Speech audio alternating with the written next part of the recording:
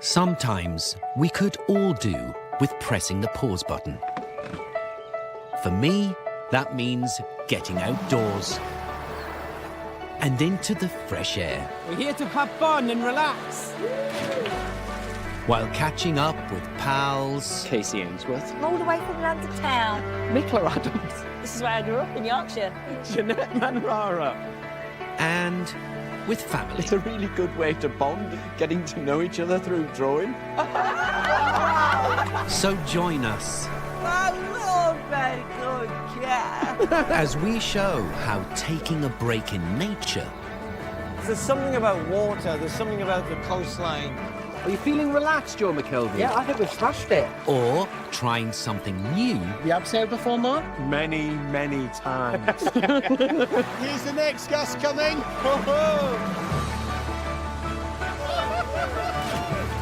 can be the perfect recipe Oh, we've got sausage rolls. Let's get it all on, and the kitchen sink. My taste buds are doing high fives. to nourish the mind That's brilliant. I can't believe I've stopped doing all this stuff. It's very therapeutic, don't you think? body Oh, I can feel things shaking that shouldn't be. Fish on. and soul. You know what they say? It's not about the destination. It's the journey.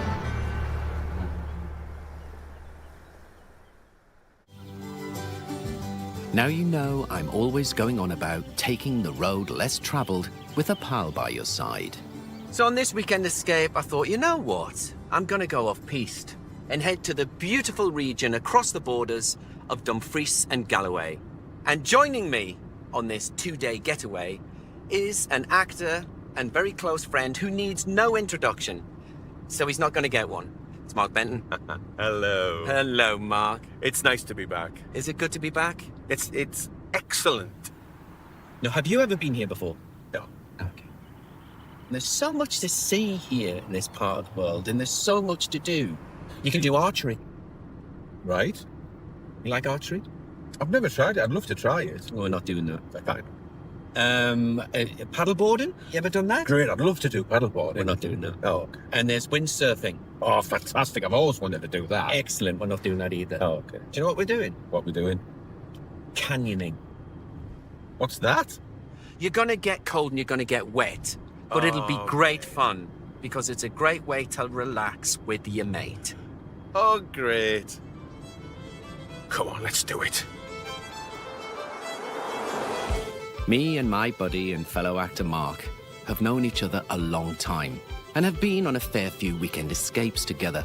But Dumfries and Galloway, with its remote beaches, wild moors and craggy peaks, is new to both of us. Our first stop is the huge Galloway forest not far from the market town of Newton Stewart. He's doing my harness. How does that feel? It feels tight. Me and Mark are always keen to try out new things, and our adventure starts with a trek to a place called Murray's Canyon, Nearly there, Mark. Nearly there. Nearly there, son. where we're meeting instructor Mike from Galloway Canyoning. There's a cyclist so ice. Hey, Mike, how are you?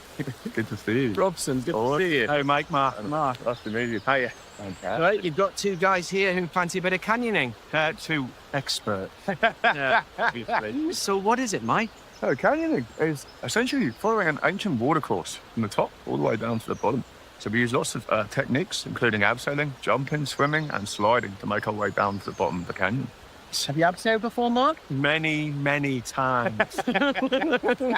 Now, I promised Mark, canyoning is a good way to relax and reconnect with the landscape. Is it? Yeah, absolutely. There's a lot of good factors for mental health of canyoning. Mindfulness is fantastic here because you haven't got the time to think about anything much else other than doing that jump or swimming through that pool. You know, you're under a waterfall. You've got time to be unhappy when you're under a waterfall. It's a really nice place to be. So, Benton, are you ready to take the plunge? I'll give it a go. Come on. I love the fact that there are so many techniques involved in this activity. It will walk you through the ropes, how to use them, the equipment on the harnesses. And today, Mike's going to guide us through climbing, jumping, and abseiling. Wow, this is steep.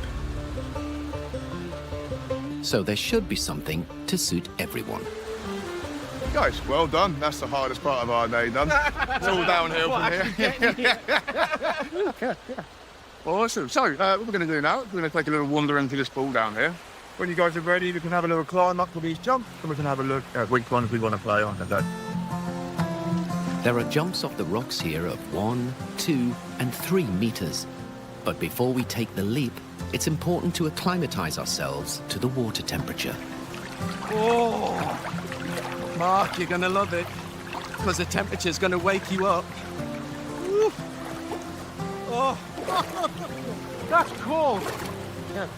That's better, isn't it? That's better. Help!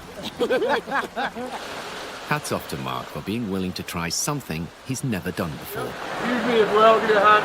Nice, that's it. That's the hardest part. I keep saying that to you guys now. Yeah, just a bit of sliding, he You says. said to me. Just a bit of fun, he says.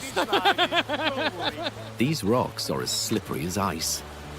Just take a breather. Well done, guys. Thanks, man. Amazing. And the vertical scramble doesn't half get your heart rate up. Do you want to jump off this one, or do you want to jump off that one? Oh, I think I'll go this one. Okay, mate, over to you. Awesome. So, remember your brace, guys, and the bending of your legs when you're jumping in. Yeah. Ready?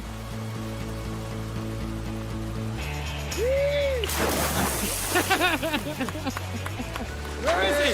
Woohoo! How was that? Woo! Yeah, man. Well done. That was awesome. Really good. So for yourself, going to go off at this angle here, Robson, so Okay. we're heading towards this big rock. Okay, Ready when you are. Remember to bend your legs. Brace position for me as you land. like that. That's the one. Perfect. We're here to have fun and relax.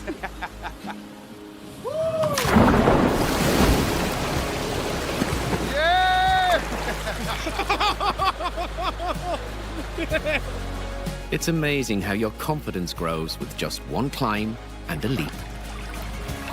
You're right. Yeah. Thanks, exhilarating. But perhaps not quite enough to take on the highest point like Mike. That's the way to do it. Woo! Well done. Mark's already got the canyoning basics under his belt, and even though I know he's not keen on heights, it's time for the abseil down the side of a waterfall. So this is going to be a traverse line. These are going to keep you guys safe as we're heading out to the abseil. So you guys are going to clip in using your lanyards here. We're going to walk our way along to the edge. This is going to make sure nothing happens when we get to the edge there. You guys are perfectly safe the whole time. To get to our starting point, we need to inch our way around a rocky ledge. A serious challenge for someone who's afraid of heights. I think the secret is just to look this way all the time. Especially as there's a drop of over 40 feet to the water below. Right, Bishop, we're going to clip in so our carabiners are facing up here, and you can follow me out towards the edge. Put him on and then close him off. That's it, lovely. Lock them off. Make sure they're done up nicely. You okay, buddy? Yeah. Even though I've abseiled before, there's still a rush of adrenaline at the prospect of a rope descent from something as high as this. I'm ready when you guys are. So do you want one at a time or both You can of all us? come out, we'll come together, we can Okay. see what's going on there. You ready? I don't think I can do this. Too high. Listen, not a problem. I'll see you down the bottom. Yeah. It's far too high for me. Oh, the terror set in. I think when the fear gets you, and these midges, some you win, some you lose. I see you at the bottom, buddy. No worries. Hey, this is scary stuff, especially for someone who's never abseiled before. Good on Mark for knowing when he's reached his limit today. It's actually harder to walk back down than it is to go over the top. But hey ho, that's life. On to the next one. And as the abseil wasn't the easiest, I'm happy too that I'm back on solid ground. If Robson ever invites me to Everest, not happening. This has been a great location for a bit of canyoning.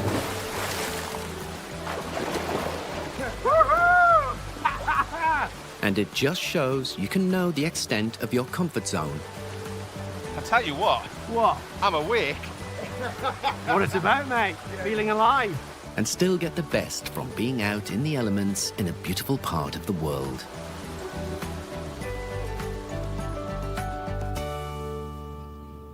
So, you can tick that off the list. I have to say, I was thinking, right, I'm going to do it. I'm going to abseil. But when I got to the top and I looked over, I just thought, I can't do it. But there's nothing wrong with that. Know your limitations and know your possibilities. And probably next time you go and see Mike, maybe it's with the family, Yeah, maybe she'll do a bit of abseiling. I think my kids would love it. Because, you know, you're in your late 70s.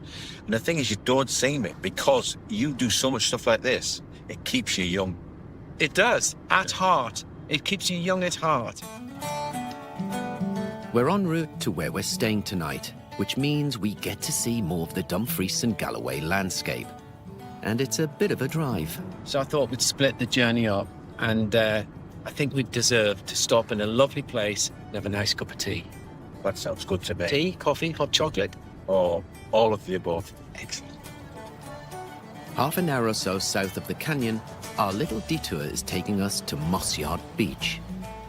At fewer than 100 meters long, it's the epitome of small is beautiful, with far-reaching views across Fleet Bay. Thank you. Not a bad spot to have a cup of tea. This is the kind of place you come if you want to lower your blood pressure, isn't it? Yeah. But why do you think it is? People bypass the likes of Dumfries and Galloway. Is it because we live on the East Coast and therefore we just stay east? You know, we go up via Edinburgh to the Highlands. I think also if you're going up the West Coast, you head, Glasgow, higher. Here you come and you branch off, isn't it? It's that thing of going, I've got to get there. Yeah.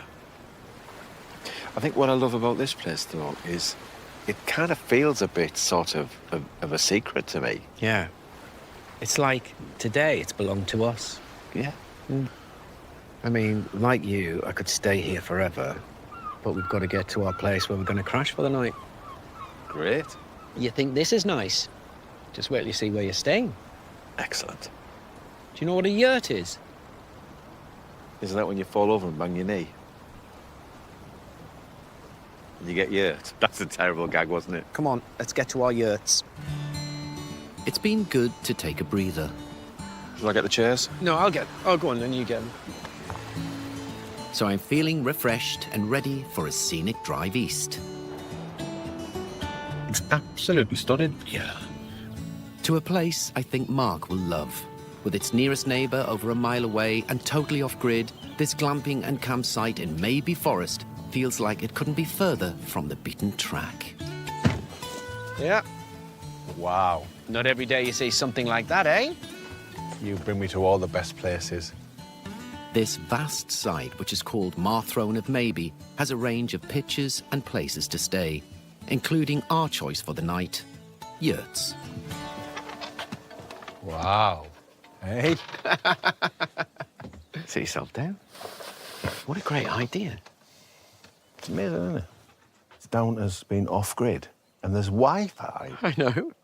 You got Wi-Fi, got a TV, DVDs, got a cooker, log burner. What more do you want?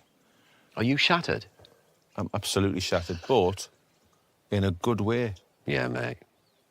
Two kindred spirits hanging out. Sleep well. You too, mate. Do you know what? He has genuinely enjoyed himself today. He has no idea what's in store tomorrow, but I know he's going to love it. See you in the morning. Love today. Love this.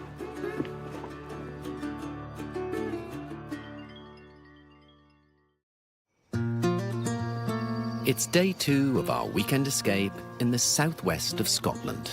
Coffee, tea? Tea, please. Tea coming up. Bless you. I mean, you know what I'm going to Thank say, you. don't you? You know what I'm going to ask. Did you sleep well? And the answer has to be yes. So how could you have a bad sleep with a backdrop like that and sound like this? After yesterday, I was even tempted to get an ice bath. Where? Because that feeling you get when you come out with a cold, that, you know, that relaxed feeling afterwards is so nice. Sorry, did you say a nice bath or an ice bath? Well, either or. See what I did there? I see what you did there, yeah. But you know what it is? When you wake up in a place like this, and you've got a view like that, I just feel incredibly grateful. It's like nature's painted a picture for you this morning, because we are going to be creating a memory on a type of canvas, and the materials we're going to use are going to be provided by nature. Excellent. Come on, bring your tea and do your talking while you're walking. Come on.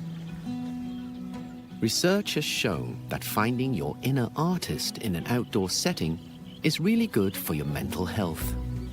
Again, another image you don't see every day. Look at this. Rose! Hello, Lovely to see you.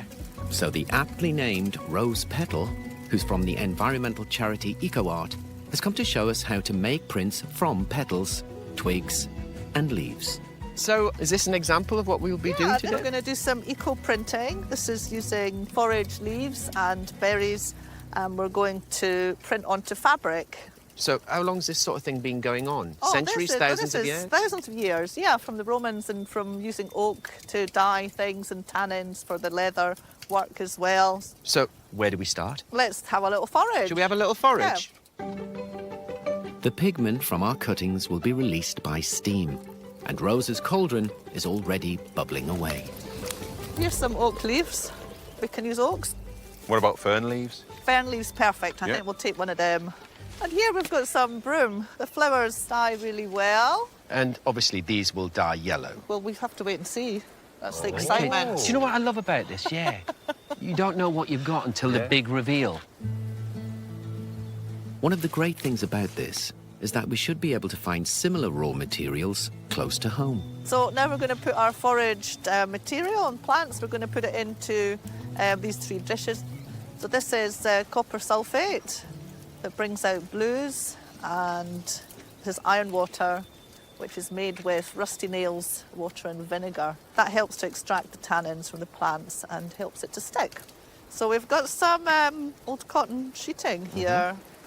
I've got vinegar and water here, so this is going to help things stick. So I just want you to moisten, not soak. Does the vinegar bring out the colour? It's an acid, yes, so it Right. helps bring it out. You've Oh, I got can some smell vinegar that. over there Oh. too. I've been in a chippy, isn't it? Yeah. So this stuff here is all red. This is berry tea, hibiscus, barberries and elderberries. They're all very red, and this will be more blue. This is more khaki colours. I think I'll go for the blue and this tone here, these rose petals here. Well, I think you need to just pile some on. Okay. That's right. So give them a little there. shake. So yeah, we spread them out a wee bit. I've gone for the wild look. You're going for the patterned look, aren't you? Oh, I might try some rose petals too. I like this. I'm going so minimalist here. With the foliage arranged, we can start the pigment extraction process in earnest. So you've got a stick. So we want to add some tension onto it. So if we roll it up, Okay. the tighter it is, the better print you're going to get. Yours is looking good, Mark. I like what you've done there. We're just going to top and tail it with the elastic band. This just helps keep everything in place. And then we need some twine, some string. Now we're going to cook these for about 20 minutes. We're going to steam them in a pot over the fire. The tightness of the bundles and the time they spend in the heat will affect the intensity of the colour that we end up with. So we've got one more to make. We're going to make some with tin cans. Excellent. Tin Can Banner. What Tin a Can great Banner. name for a band. Wrapping the fabric around a rusty tin gives great patterns and darker colours. So this is going to be a bit more of a kaleidoscope effect. And with our second goes bound, secured and in the steamer, it's time to unwrap our first experiments. Oh my goodness, I'm so nervous now. Excited? 1, 2, 2, 3.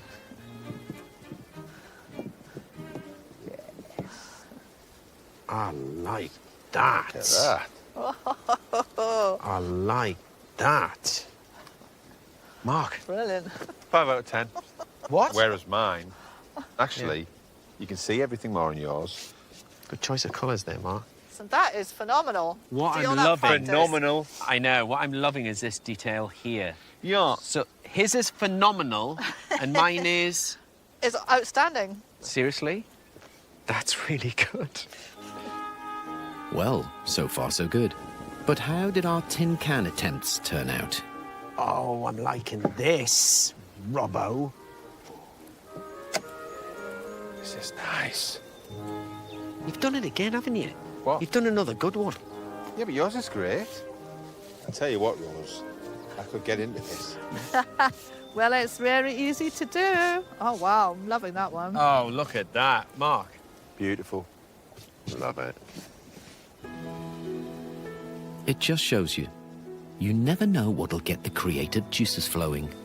Do you know what? I loved every second of that. Oh, thank Genuinely. you. Yeah, thank you. so much. I love what you You've do. been absolutely wonderful. Oh. And I'm glad you're pleased with the results. Yeah, doing this with you here. Oh, How by good the is myth. Wonderful. Oh, Thank lovely. you. Loved every second of that. Thank you. I'm going to have one as well. Oh. Thank you. I can see Mark's banner making him a dashing cravat. And what a special memory for us to take home of our time spent in Maybe Forest. Well, that was fun. Genuinely, I loved it. Yeah, me too. I think that was one of those surprising things. Like, I didn't realize how exciting it was when we took the things out. So excited to see what the patterns were.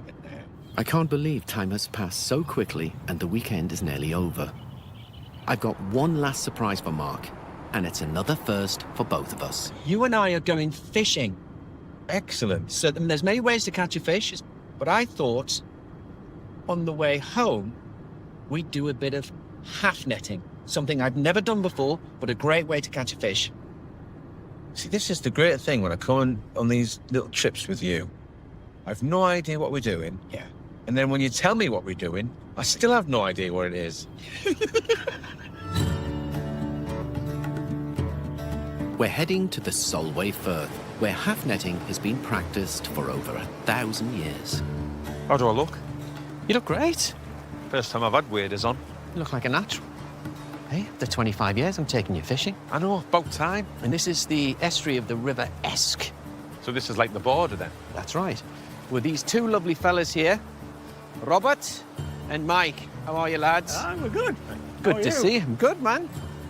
Robert and Mike are two of only a few UK half netters left, a practice that's concentrated in the southwest of Scotland. Lads, is it a good day to go half netting? Well, the sun's shining. You don't get too many days like that here, so you've got to say, yeah, it's a good day, I think, yeah. So what does half netting mean? Well, it's a traditional fishery that's been here on the Solway Firth for 1,000 years. Brought here by the Vikings. The word half means the centre of the channel or the open channel, so which sort of makes sense, I think. Right.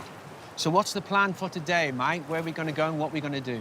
We'll come down here, which is pretty shallow, and then if you can see that dark scar on the horizon, we're just going to be at the left-hand side of that. The tide will come up that channel. As it comes in, the sea trout will come, wash up with it. We'll be stood with a big net and hopefully get something. Right. Shall we cast a net? Yeah, come on. Let's Great. get going. Let's go. Cast the net, you mean like... Right, Get it. I got it. We're wading across the water to the other side of the estuary, which means crossing the border to England. It's a useful way to get warmed up because our main job will be to hold the horizontal beams against the tide, Looks quite heavy, doesn't it? Yeah. letting the nets float out behind us. You keep hold of a couple of meshes of the net, and if the fish runs into the net, you'll feel a pull on the net. At that point, you have to lift the beams.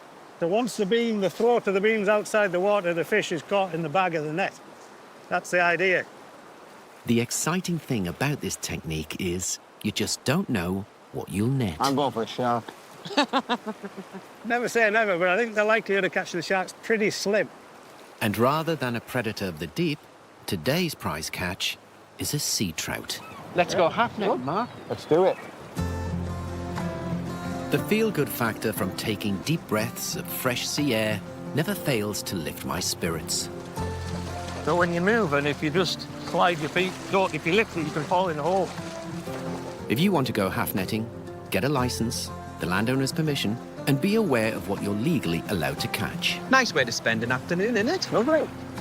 On the estuary. What a bonny day. And I know you get sea trout and salmon. Might get a few flounders. You dab. You know what? Hey. You know what's difficult is the wind, because the wind blows the net. Sometimes I'm thinking, is that fish? Is that a fish? And it's just the wind, or just the Let me tell you, you'll know when it's a fish. Robson, am I officially now a fisherman? You're a fisherman, you're an angler, you're a half netter. Cool. Proper fisherman. Robson! What? Robson! What? I've caught a tuna! That's the funniest looking tuna I've ever seen. It's an old boot. It's an old boat! The sea is coming in quickly, but we should have a better chance of success in deeper waters as the tide progresses. Oh, I've got a fish! Lift then. I've caught something! A look in the bag. Could be a wee plate. Oh, look. Wee place, that one. See that little orange spot? That could be a place, yeah. Goodbye, my little friend. Caught a fish. Thank you. There he goes. Is that the first fish you've ever caught? Ever? Yeah. It's always a special moment when you witness someone experiencing the joy of fishing for the first time. And now I felt something land in my net. Whoa! That's a big fish. I just keep the net, you just hold that there. We'll just have a... That is a great fish. I am thrilled with that. What is it, Robson? It's a grey mullet. I love half netting. 2 fish in 5 minutes. You know what the next Aye, 100%. Come on, let's get that sea trout. And it's great to experience a traditional fishing method in such good company. It's a likely time of the tide now for a fish, like. Oh, yes, that's a good fish. That's a good fish. Oh, no, we lost it. No, no. Got it. Sea trout. Sea trout, get in, man! Get in it! Yeah! Oh, they're so clean, man. They're clean, what? Oh, unbelievable, Robert. It's a nice fish. Oh, what a stunner. That is beautiful. So that's what we've been here to catch. That is one of the best tasting fish in Britain. Absolutely. But we're going to let this one swim away. We are. It's a lucky day. It is lucky day. I've had some amazing times out fishing, but today has been a real eye-opener. Right, time to get you home. Do I have to? Let's work it in. And what an invigorating few hours spent under the almost cloudless skies of the Solway Firth. Robert, mate, doesn't get any better than that, does it? We got a fish. Well, you were well done. That was. Yeah. And I caught a fish. Yeah. Brilliant. Come to catch a sea trout, you caught a sea trout. Unbelievable. I know. What a beautiful part of the world and great company. Thanks ever so much. It's been a joyful couple of days, and it just goes to show what surprising adventures can be had on a weekend escape when you take the road less travelled.